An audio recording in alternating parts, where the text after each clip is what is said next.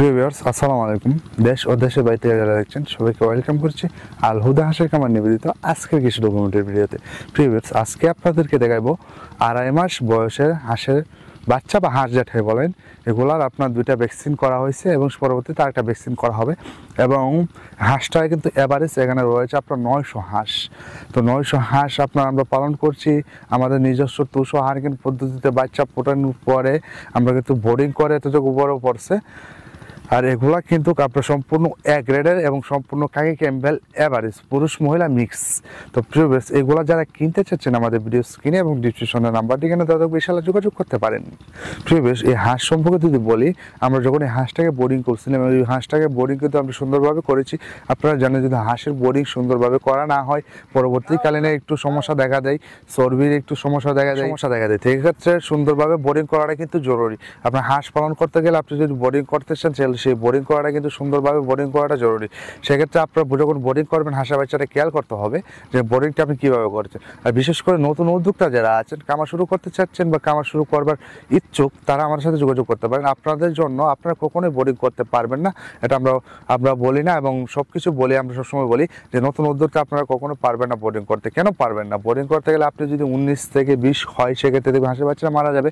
যদি মারা যায় তাহলে আপনি লসের মুখোমুখি হবেন। আপনি জানেন যে হাঁসের ব্যবসা লাভজনক, কিন্তু আপনি যদি পালন করেন দেখেন পালন করার পরে দেখলেন যে লস, কিন্তু লসটা কেন হবে সেটা তো আপনাকে আগে বুঝতে হবে। হাঁসের ব্যবসা যে লাভজনক সেটা তো আমরা সব দিক থেকে আপনাকে প্রমাণ দিয়ে রাখছি বা আপনার প্রমাণিত যে হাঁসের ব্যবসাটা লাভজনক।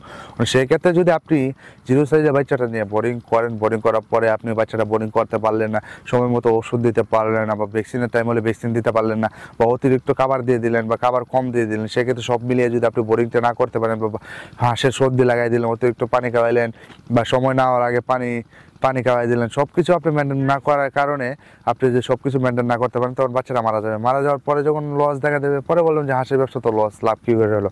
তাহলে ভাই হাঁসের ব্যবসা লাভটা তখনই হবে যখন আপনি সুন্দরভাবে হাঁসটা পালন করতে পারবেন, হাঁসটা বোরিং করতে পারবেন, তখনই কিন্তু হাঁসের ব্যবসাটা লাভজনক আপনার কাছে হবে। যদি সুন্দরভাবে বোরিং না করতে পারেন, সুন্দরভাবে পালন না করতে পারেন, তাহলে কখনই আপনার কাছে হাঁসের ব্যবসাটা লাভজনক হবে না। আপনার সবসময় মনে রাখতে হবে যে নতুন উদ্যোক্তা যারা আছেন, নতুন খামারি যাচ্ছেন, যারা খামার শুরু করতে চাচ্ছেন, তারা আপনারা কখনো এই কাজটা করবেন না যে আপনারা 0 সাইজের বাচ্চা নিয়ে খামার শুরু করা। এটাই বলটা আপনারা কখনো করবেন না। আপনারা সবসময় এটা করবেন যে 1 মাস 2 মাস 3 মাস বা রানিং ডিম পাড়া বা 4 মাস বা ডিমের মুখোমুখি যে হাঁসটা রয়েছে সেই হাঁসটা কিন্তু আপনারা নিয়ে পালন করবেন। সেটা সবসময় এটা খেয়াল রাখতে হবে যে হাঁসের ক্ষেত্রে কিন্তু হাঁসের পালনটা এবং হাঁসের বোর্ডিংটা করা সবচেয়ে বেশি আগে জরুরি, জানাটা আগে জরুরি। হাঁস পালনটা কীভাবে করবেন সেটা জানা জরুরি। যদি যে আপনারা লাভজনক সেটা জেনে যে শুরু করে দিলেন এমন কিন্তু না, যে হাঁসের ব্যবসাটা কীভাবে করতে হবে বা কীভাবে পরিচালনা করতে হবে সেটাও আগে জানতে হবে। তো প্রিয় ব্যবসা, আজকের ভিডিওটা লম্বা করবো না যেহেতু সন্ধ্যা হয়ে গেছে। তো আজকে এই পর্যন্ত, দেখা হবে অন্য কোনো ভিডিওতে, অন্য কোনো পর্বে। তো তখন ভালো থাকুন, সুস্থ থাকুন। আসসালামু আলাইকুম।